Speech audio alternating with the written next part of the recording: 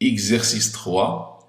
Pour réaliser une pile zinc-fer, le laborantin fournit une lame de fer de masse M1 71 g, une lame de zinc de masse M2 103 g, un bécher contenant un volume V1 égale 100 ml de solution aqueuse de sulfate de fer 2 de concentration initiale en ion fer de C1 égale 0,2 mol par litre. Un bécher contenant un volume V2 égale 100 ml de solution de sulfate de zinc de concentration initiale en ion zinc C2 égale 0,1 mol par litre. Un pont salin de nitrate de potassium saturé. Il donne aussi un voltmètre, un ampèremètre, un conducteur ohmique de résistance R et un interrupteur. Les données, les couples redox qui vont participer à cette pile sont Fe de plus sur Fe et Zn de plus sur Zn. Un Faraday, c'est 96 500 coulombs par mol. La constante d'équilibre de la réaction entre le zinc, métal et les ions fer, K égale 6,5 10 puissance 10. Les masses molaires atomiques du fer, 55,8 g par mol. Celle du zinc, 65,4 g par mol. Première partie de l'exercice, sens d'évolution spontanée du système. Première question, écrire l'équation chimique de la réaction entre le métal zinc et les ions Fe2+.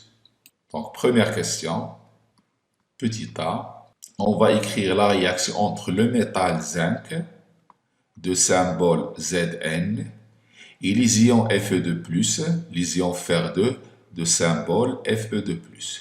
Donc, on va écrire Zn plus Fe2+. D'après les couples, le Zn va perdre des électrons pour devenir Zn2+, et le Fe2+, va devenir Fe.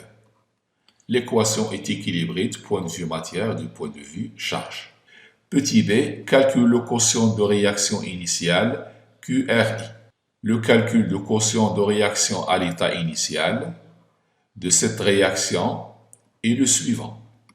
Premièrement, c'est la concentration de Zn2+ à l'état initial sur la concentration des ions fer à l'état initial.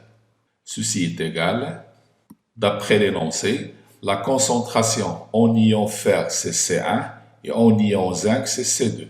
Donc ça sera C2 sur C1. Tout calcul fait, C2 c'est 0,1 divisé par 0,2, ça donne 0,5. Le quotient de réaction n'a pas d'unité. Petit c, en déduire le sens d'évolution spontanée du système chimique. C'est-à-dire, on va appliquer le critère d'évolution. On va comparer le quotient de réaction initiale avec la constante d'équilibre K. On constate que le quotient de réaction initiale est inférieur à K. Donc, le système évolue dans le sens direct de cette équation chimique. Petit d, donner les équations des réactions aux électrodes. Donc, c'est-à-dire donner l'équation de réaction qui se passe au niveau de l'électrode de fer et celle qui se passe au niveau de l'électrode de zinc. Pour cela, on va revenir à l'équation chimique. Puisque le système évolue dans ce sens, ça veut dire que Zn va devenir Zn2+. Donc, je vais écrire au niveau de Zn, ou bien de l'électrode Zn, on a cette équation Zn qui donne Zn2+, plus 2 électrons. Donc, il s'agit d'une oxydation. Donc, cette électrode constitue ce qu'on appelle une anode. Et l'anode dans les piles, c'est la borne négative des piles. Maintenant, au niveau de l'électrode de fer, le Fe2+, va être réduit en Fe. Donc, au niveau de l'électrode de fer, on doit avoir Fe2+, plus 2 électrons, qui donne Fe.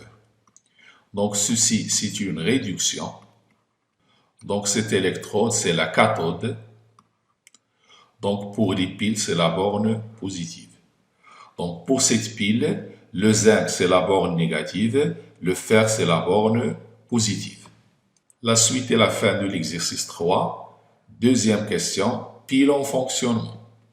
L'élève réalise la pile, désire brancher un voltmètre aux bornes de celle-ci, faire le schéma annoté du circuit en indiquant les polarités de la pile, les bornes comme et V du voltmètre, le sens du courant électrique ainsi que le sens du déplacement de tous les porteurs de charge. C'est une question identique aux questions précédentes des deux premiers exercices. On va d'abord donner le schéma du circuit comportant la pile, puis on va brancher le voltmètre et en indiquant les polarités positives et négatives de la pile, on va en déduire le sens de déplacement de tous les porteurs de charge. Donc ici, c'est le schéma de la pile. On va l'annoter, c'est-à-dire donner chaque partie, qu'est-ce qu'elle représente. Alors, par exemple, cette électrode, c'est l'électrode de fer et celle-là, c'est l'électrode de zinc. Dans cette solution, d'après le texte, on a les ions Zn2+, plus SO4 de moins, car on a dissous le sulfate de zinc pour obtenir cette solution. De même ici, on a les ions Fe2+, et les ions sulfate. Ceci, c'est le pont salin. On peut le noter aussi pont ionique.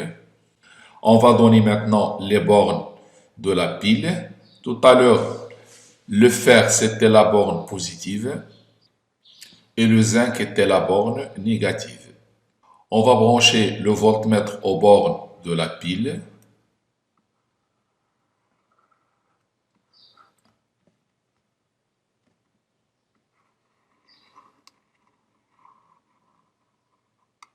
Et la borne comme du voltmètre sera reliée au pôle négatif de la pile. Maintenant, le sens du porteur de charge. Les électrons vont dans ce sens, de la borne négative vers la borne positive. Le sens du courant, c'est l'inverse, c'est de la borne positive vers la borne négative. Les cations de ce pont vont vers la demi-pile constituant la borne positive. Donc ceci, c'est le mouvement des cations. Par contre, le mouvement des anions, c'est le sens opposé. Ceci, c'est le mouvement des anions. Donc ça, c'est le schéma de la pile annotée, c'est-à-dire chaque partie, on donne son nom, les solutions, qu'est-ce qu'elles contiennent, et le nom de ce pont, c'est le pont salin, et le sens des porteurs de charge, ainsi que les polarités et le branchement du voltmètre. Troisième question.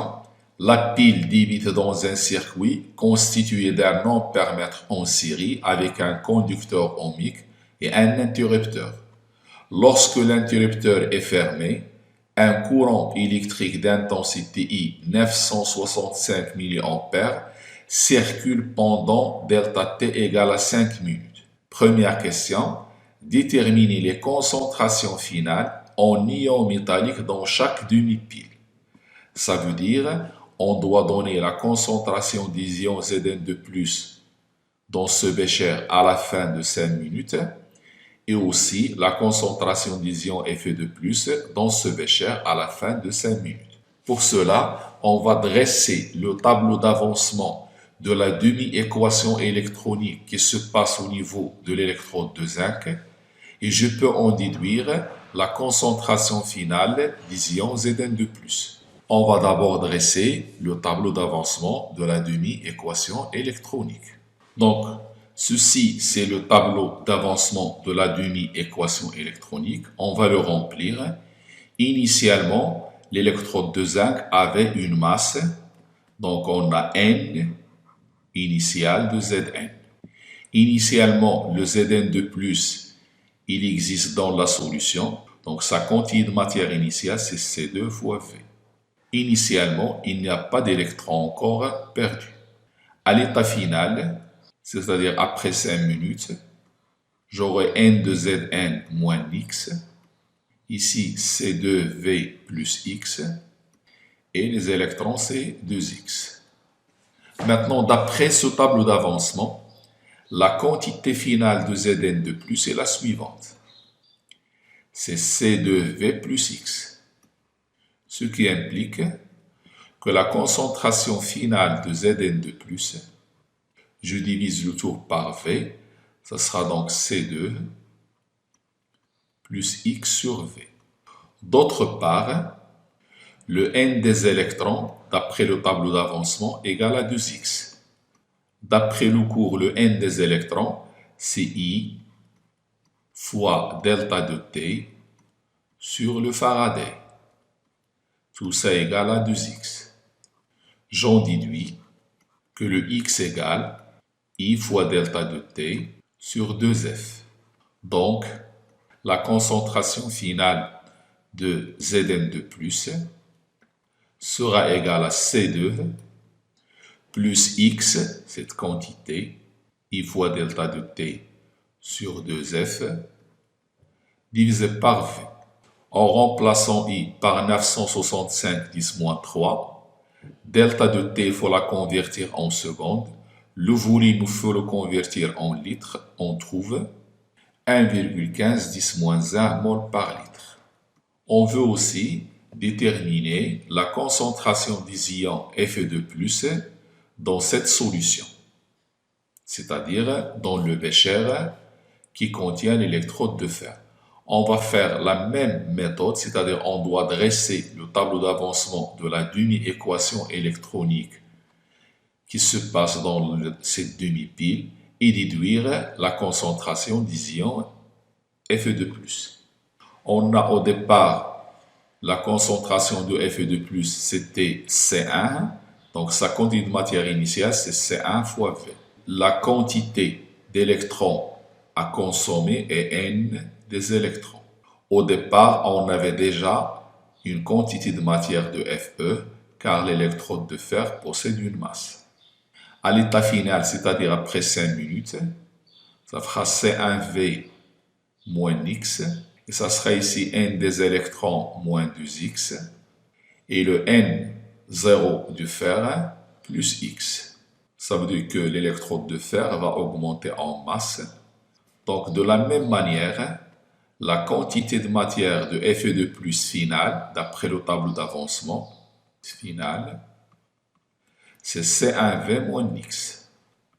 Donc, sa concentration finale en divisant le tout par le volume, Fe2+ finale, il est égal à C1 moins x sur V. Puisqu'on a le même nombre d'électrons dans les deux demi-équations, le x ne changera pas d'expression. C'est-à-dire, ceci est égal C1 moins x, c'est I delta de T sur 2F, fois le volume. Donc, l'application numérique donne, en remplaçant C1 par 0,2, I par 965 10-3, delta de T par 5 fois 60, le F par 96 500, le V par 0,1, on trouve 1,85 10-1 mol par litre. Donc c'est toujours la méthode à adopter chaque fois qu'on nous demande de calculer la concentration finale des ions qui se trouvent dans le bécher. On va voir la concentration de l'un des ions augmenter et l'autre il va diminuer. Petit b, calculer la masse finale de chaque électrode. Pour calculer la masse finale de chaque électrode, je vais utiliser les deux demi-équations électroniques, ou bien plutôt je vais utiliser le tableau d'avancement des deux demi-équations électroniques. Commençons par l'électrode de zinc. D'après le tableau d'avancement, la quantité de matière du zinc à l'état final, c'est la quantité de matière initiale moins x. Donc le N de Zn à l'état final, c'est le N0 de Zn moins x. Je peux remplacer la quantité de matière par la masse sur la masse molaire. Donc la masse du zinc à l'état final sur sa masse molaire, la masse molaire du zinc, elle est égale à la même chose, la masse initiale de l'électrode de zinc sur la masse molaire du zinc moins X. En remplaçant X par l'expression précédente, elle ne change pas, donc on trouve que la masse du zinc à l'état final égale. Je multiplie le tout par la masse molaire, il me reste ici M0 de l'électrode de zinc, moins X, c'est-à-dire I delta de T sur 2F, multiplié par la masse molaire du zinc. Tout calcul fait égale à 102,9 grammes. Pour calculer la masse finale de l'électrode de fer, on va adopter la même méthode, seulement pour le fer, c'est plus X au lieu de moins X. Donc, si on veut écrire la même relation, on va trouver la masse finale du fer égale la masse initiale de l'électrode de fer. Au lieu d'avoir un signe moins, on a un signe plus. Car d'après cette équation, on a N0 de Fe plus X. Contrairement ici, on a N0 de Zn moins X. Donc c'est plus la même quantité I fois delta de T sur 2F multiplié par la masse molaire du fer, puisqu'il s'agit de l'électrode de fer. Tout calcul fait, on trouve 71,1 grammes. Normalement, c'est 71,08 grammes. C'est pratiquement 71,1 grammes. Dans cette deuxième partie de l'exercice, on a donné la méthode à suivre pour calculer la concentration des différents ions dans les demi-piles. C'est toujours en utilisant le tableau d'avancement de la demi-équation électronique et relier l'avancement à la quantité de matière des électrons, puis à l'intensité et à la durée delta de T.